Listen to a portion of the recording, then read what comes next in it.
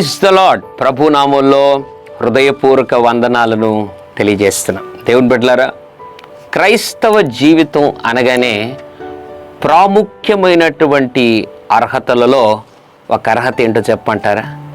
పరిశుద్ధత. హెబ్రీయులకు రాసిన పత్రిక 12వ అధ్యాయం 14వ వచనం, పరిశుద్ధత లేకుండా ఎవ్వడును ప్రభువును చూడడు. వాక్యం అంటుంది, నువ్వు బీదవాడైతే ప్రభువును చూడలేవు అని అనటం లేదు. లేదా నీకు చదువు లేకపోతే ప్రభువును చేరుకోలేవు, చూడలేవు అనటం లేదు. నీకు డబ్బు లేకపోతే నువ్వు ప్రభువును చేరుకోలేవు, చూడలేవు అనటం లేదు. ఈ లోకంలో నీ స్థితిగతులు ఏదైనా దేవుడు అంటున్నాడు, పరిశుద్ధత ఉండాలి. పరిశుద్ధత లేదా నీవు క్రైస్తవుడైనా కూడా ప్రభువుని చూడలేవు. పరిశుద్ధత కావాలి. క్రైస్తవుని మొట్టమొదటి అర్హత పరిశుద్ధత. మనము ఆరాధించుచున్న జీవము గల దేవుడు పరిశుద్ధుడు. పరిశుద్ధుడు పరిశుద్ధుడు అని గాన ప్రతిగానములచే కీర్తించబడుతున్నటువంటి మహోన్నతుడు ఆయన.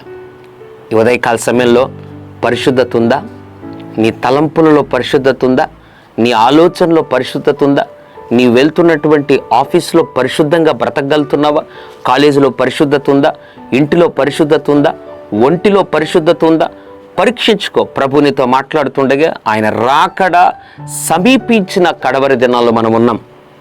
ఇప్పుడే ఒకవేళ పరిశుద్ధతను కోల్పోయినట్లయితే యేసు రక్తంతో మళ్ళీ కడగబడి ప్రభువారను క్షమించు అని మనస్ఫూర్తిగా నువ్వు అడగగలిగితే మళ్ళీ నీ పాపమును క్షమించి నిన్ను నన్ను తన రక్తంతో ప్రభు కడిగి పరిశుద్ధపరచడానికి సిద్ధంగా ఉన్నాడు. ప్రతి విషయంలో పరిశుద్ధత, ప్రతి వస్తువు వాడటంలో పరిశుద్ధత. నీ ఫోన్లో పరిశుద్ధమైన ఉండాలి.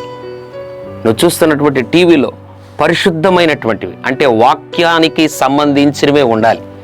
ఎలక్ట్రిక్ గ్యాజెట్స్లో ఏది ఏమైనా, సినిమా పాటలు వినటం ఇటువంటివి విడిచిపెట్టి పరిశుద్ధుడిగా నువ్వు బ్రతకగలిగితే ప్రభు రాజ్యం నీదే. అట్లు పరిశుద్ధంగా జీవిద్దాం, దేవుని రాజ్య వారసులవుదాం.